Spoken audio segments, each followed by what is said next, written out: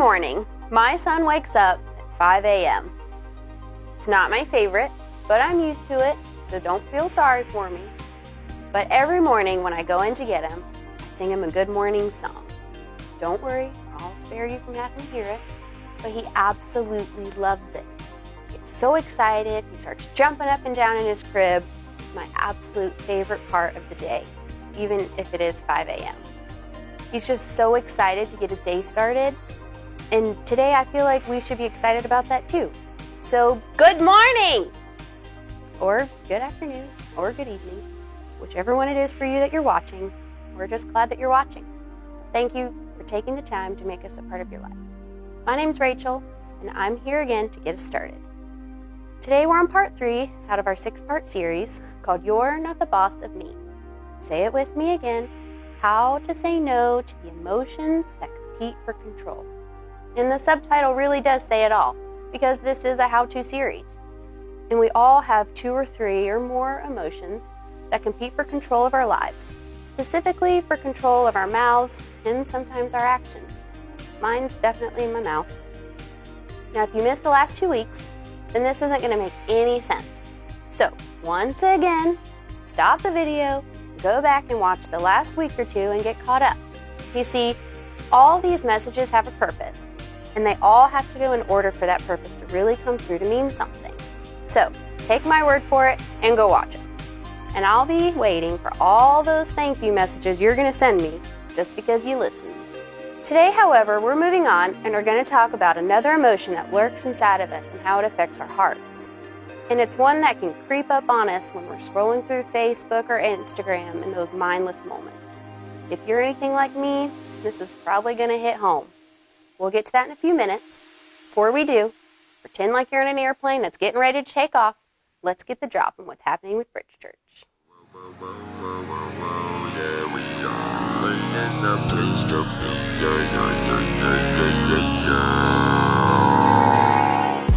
Hey guys, it's Tiff, and you're about to get the drop.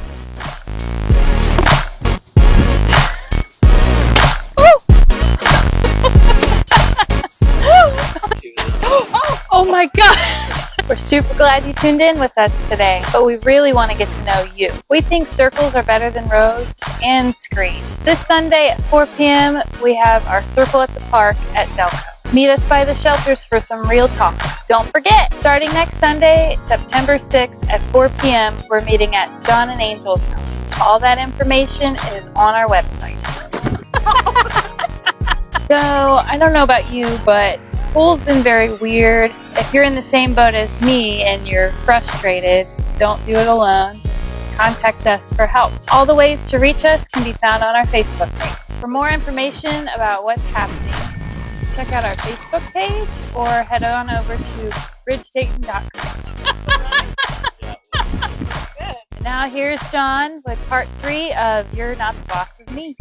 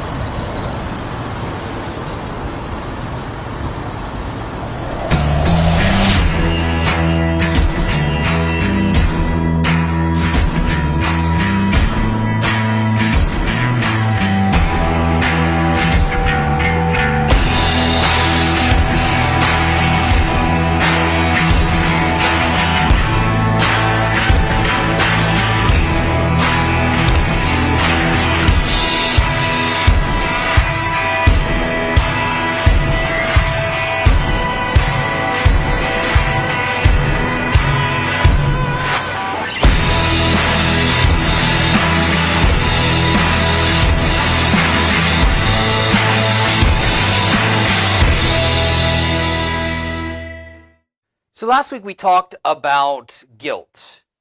How to say to guilt, you're not the boss of me. Shame, you're not the boss of me.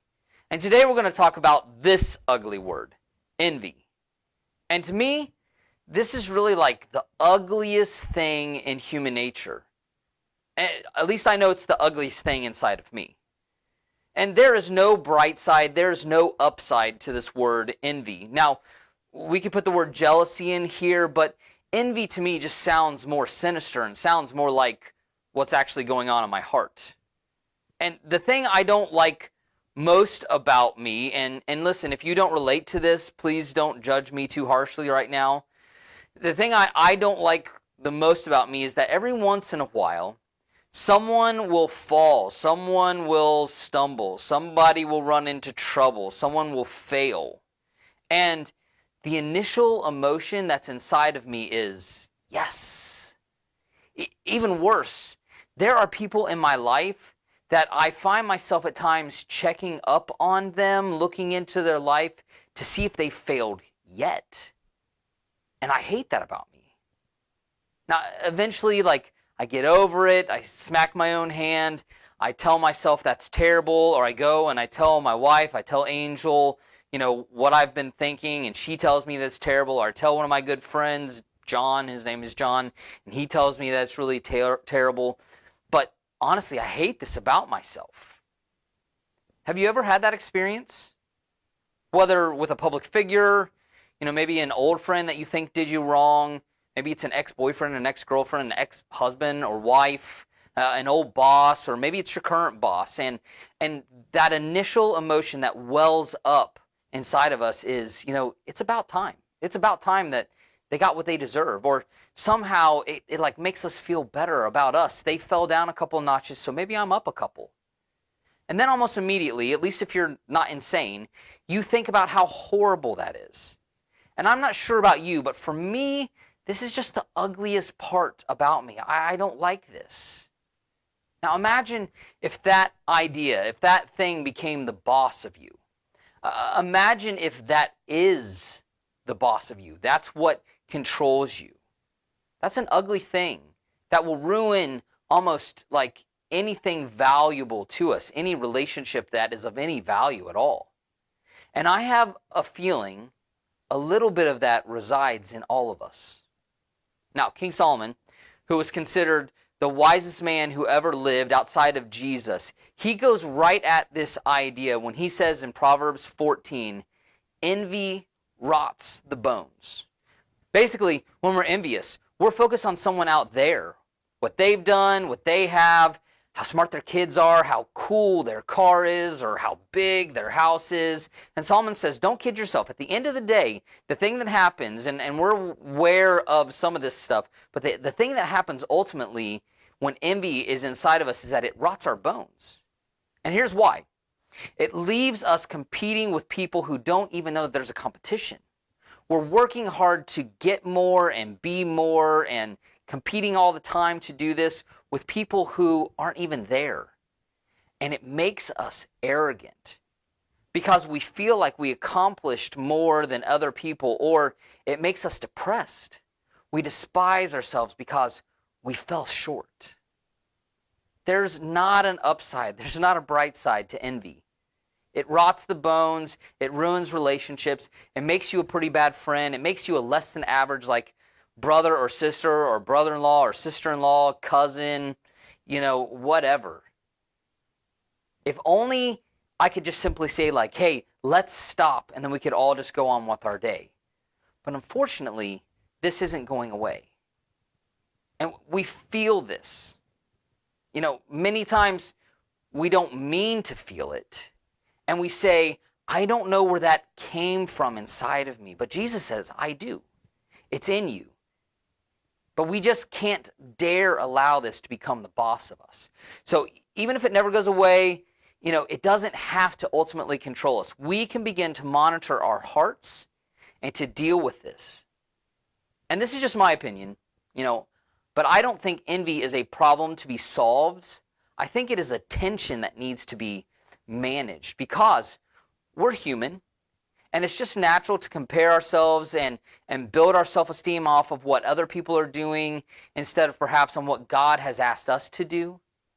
But the great thing is that Solomon not only tells us that it'll rot our bones, but he gives us a way forward.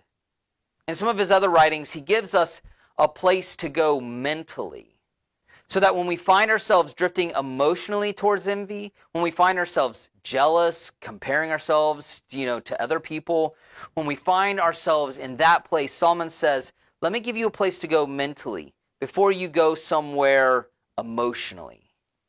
And he gives us a word picture to help us find our way forward. And I'm hoping that you will take this word picture, this phrase, and that you'll install it into your life so that when you're tempted to compare, to be jealous, when you start to envy, when you're with people who are going on and on about a person that you know and you're tempted to join in with them, that you will find yourself, because of this, saying, nope, envy, I caught you. You tried, but you're not the boss of me. Here's what Solomon writes in Ecclesiastes 4. He says, I saw that all toil and all achievement spring from one person's envy of another. Now here's King Solomon, who's been everywhere, he's done everything, he has all this perspective in life, and here's how he sees it based off of that. For the most part, he says, as I have observed people, everyone is just competing with everybody else, and everyone is determining their success by measuring off of everyone else. I mean, that sounds familiar, right? This is 3,000 years old, but this right here is just human nature. Then he says, this too is meaningless. This is his way of saying, this is ridiculous. And after that exclamation, he paints for us this word picture. And I hope that you will grab a hold of this and that this will become a part of the vocabulary of your life. And when those internal imaginary conversations come up, and I don't know about you, but in my internal imaginary conversations, I always say the right things, and the other person ends up looking stupid. Maybe that's just me. But this is a phrase that we can all incorporate into those moments, into our imaginary conversations, maybe even into actual conversations of our life.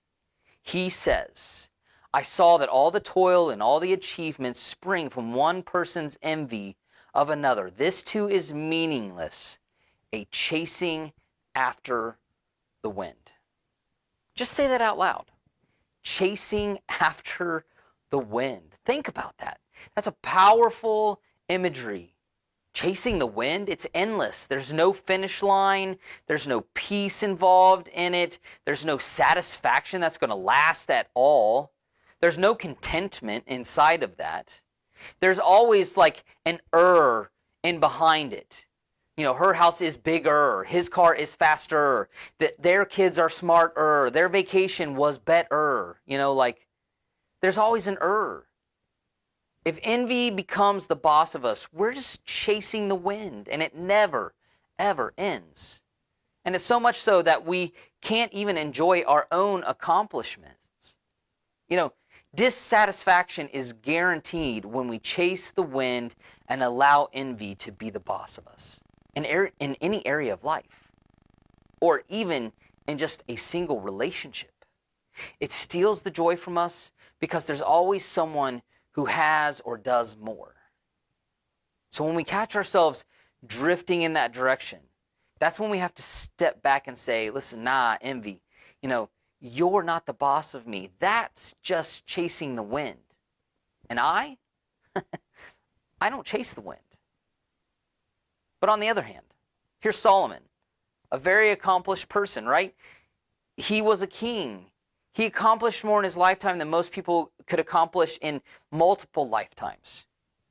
So this really isn't him like baiting us into being lazy. No, in fact, he sees the tension here like what I feel like I see. He highlights this when he says, only a fool folds their hands and ruins themselves. This is his imagery of someone saying, well, I'm not even going to try then. Someone who would say, if I can't win, then, why even try? Solomon says, that isn't the answer either. This isn't about being passive. This isn't, about like doing your best or not doing your best or trying to accomplish things in the world. You're not just supposed to be a non-productive human being. And he's about to stoke this tension even more, because you don't just give up, but you don't stress yourself out trying to be someone or something that you're not. And for some of us, this is really good news. But for some of us, this is going to be a struggle because of the way that we're wired. He says, better one handful with tranquility than two handfuls with toil and chasing after the wind. It's better to have one handful of what you're designed to do, what you were created to do, than to have two handfuls. Because when one of those handfuls is stressing you out because you're trying to keep up with someone that you'll never actually keep up with, he says at the end of the day, tranquility with less is better than more with stress. And what is tranquility? It's satisfaction, it's contentment, it's finishing work and saying, well, I did my best, I gave it my all. Chasing after the wind, it leaves us wanting more, but less is more when it leads us to contentment. The result in this is peace with yourself and with the people who are around you. Again, better one handful with tranquility than two handfuls of grasping and clawing and editing and cropping and retaking and posting and posting and posting. And this is honestly why some of you have gotten off social media, and I don't really blame you. It drove you crazy, or it currently is driving you crazy right now. It had you envying people all the time. Scroll, scroll, scroll. I'm a loser. I'm a loser. I'm a loser. Look at that. And you got to a point that you just couldn't deal with it anymore. And I get it. And some of you have wisely taken a vacation from your social media. Let me say this to that. Anything inside you that stirs up, or anything that you do that stirs up discontentment in you, just remove it. And I'm not talking about the things that inspire you to do something great and to be your best. That's something very different. But the thing that leaves you feeling less than, or leaves you feeling very discontent, social media, maybe a magazine that you get, a website that you go to often or get updates from, or maybe a regular email that comes to you, anything that stirs up that envy, it just isn't worth it. Remove it from your life. Because eventually it will become the boss of you if we allow it to. As Solomon goes on, he tells us a story, and it's a story of a fictitious man, and I'm sure it's a combination of men that he had observed in his lifetime. And so this is a man who has no one to leave an inheritance to when he dies. Yet, every day this guy was out grinding. He was out on that hustle, which is how we would talk about it today. He's never content. But then one day, this fictional guy asked himself a really great question, and it's one that's really important to us and something that we should evaluate for ourselves. This guy asked himself, for whom am I toiling? Basically, what's my motivation here? Why am I doing this? What am I trying to prove? Who am I trying to prove this to? And this is important for us to ask and to be real with ourselves. Why do you stress yourself out to do everything that you do right now? Really, why do you do it? And listen, I know that many of you men and women watching right now might look at the work that you put in and say, it's all for my family, but it's just us right now. Let's be real. Is that really your motivation? And maybe you are, but maybe there's a deeper answer to that question. Maybe there's more going on when you really ask yourself, why am I doing this really? Are you internally competing with someone? And your competition with the person out there that doesn't even know that you're competing? And in your competition, you're actually alienating the people that you claim that you're doing this for? Listen, I know this is a tough question. And for some of you, though, there's a name and a face that you can put with this. Maybe it's a father or a mother. Sometimes it's a deceased parent that you're trying to prove yourself to. And I'm not trying to stir up an emotion inside of you here, but this is really important because until we have an answer to this question, we may be internally envious of someone's approval, trying to achieve something that we can never even get. And we're giving up one handful of tranquility because we've opted for two handfuls of striving and chasing the wind. Then this made-up character, that Solomon is telling a story through, he says this, and why am I depriving myself of enjoyment? Have you ever gotten to that place in life where you look and you're like, oh my, I'm not even enjoying what I have in life. I don't pause long enough to celebrate anything. I love my kids. I just don't spend any time with them. I love my wife. I love my husband.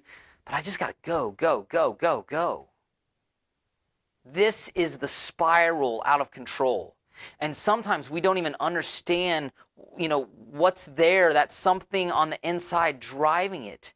And for some of us, it's envy, it's jealousy, it's comparison, or it's the approval of trying to beat someone who isn't even aware that we're trying to beat them or prove something to them. Solomon wraps all this up with a really great phrase. He says, "This too is meaningless, a miserable business." I love that phrase, In other words, he's saying all of this will make you miserable. You may check off every box. You may get every award. You may graduate at the top of your class. But you'll go home and possibly just be miserable because the thing that was driving you is something that you can never fully put your finger on and really know what's there. Now, if you're not a Christian or a religious person, let me say this. You'll never be what you were created or designed for as long as you're looking over your shoulder at what everybody else is becoming. If you are a Christian, if you're a Jesus follower, this is even more serious for us because you'll never experience God's purpose for your life while distracted by God's purpose for somebody else. This is a big deal. For me, I look around at guys younger than me who have large churches and have written multiple books. They have these YouTube channels with large followership, and I can fall into a comparison trap. Not put on me by anyone. No one says, hey, you need to be more like this guy. I do it to myself.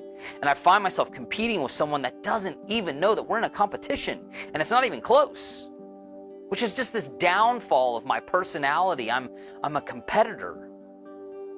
But to find the race that I'm supposed to run, for you to find the lane that you're supposed to run in, for us to quit looking over our shoulders at all the other things that are going on, it's such a liberating principle.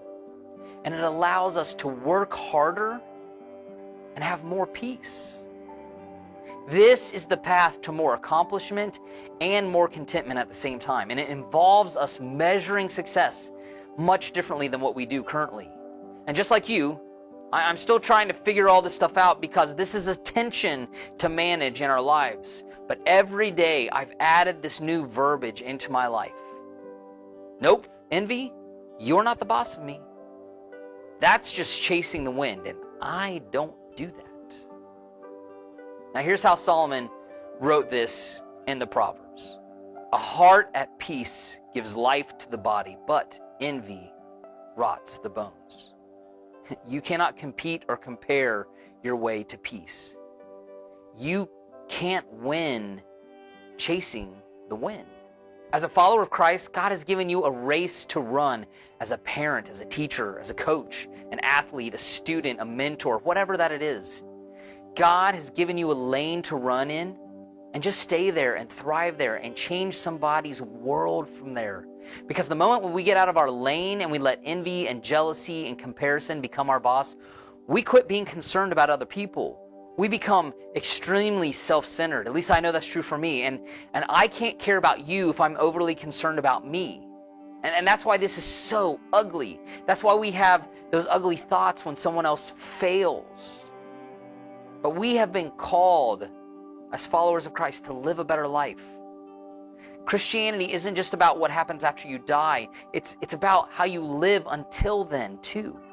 And we live the best when we live in the lane that God has called us to run in. And in that place, we will do more for other people because we'll be less concerned about ourselves instead of comparing to other people. Now, sure, there's a time to look at other people, to look for others for inspiration, not imitation, to be inspired by other people, not intimidated by their success. People eaten up with envy, they don't like to hear about other people's successes. But we need to use other people's stories as inspiration, not as just something that we want to try to imitate. We need to learn to celebrate them. Love progress, pursue progress, but compare you to you. I'm not telling you to sit on your hands and do nothing, but don't compare yourself to where someone else is because you're not them. When you do this, when you look at the good and count the blessings in your life, you will become a grateful, generous person, and it'll keep you from missing out on the full life that God has for you. So here's what I want you to do. When you find yourself not measuring up, comparing yourself to someone else, I want you to stop and say out loud, or maybe you say it under your breath if you're not ready to say it out loud yet. I want you to say, envy, you're not the boss of me, because I will not chase the wind. And in fact, envy, watch this. I'm going to text her congratulations. Watch this, envy. I'm going to go and get him a congratulatory gift for what he's accomplished. I'm going to go and post it on Facebook or, on Instagram for everyone to see that I'm celebrating this, because I know people are expecting otherwise from me. And even though I may think that I do all the work and they get all the attention, even though I try to do good and right things, and they are the ones, not really doing good things, and they're not doing the right things, and they're getting ahead, that's not what matters right now, because envy, you're not the boss of me. Envy, jealousy, and comparison, they will just suck the life out of us. They will suck us into a self-centeredness that drains the meaning out of our lives. But you don't want that, and I don't want that. You don't want to model that for your kids. The world doesn't need any more of that.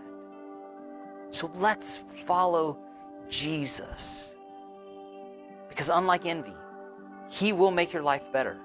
And unlike envy, Jesus will make you better at life. To explore this to a deeper level, join us at 4 p.m. on Sundays. And if you're not ready for that just yet, come back next week for part 4 of You're Not the Boss of Me.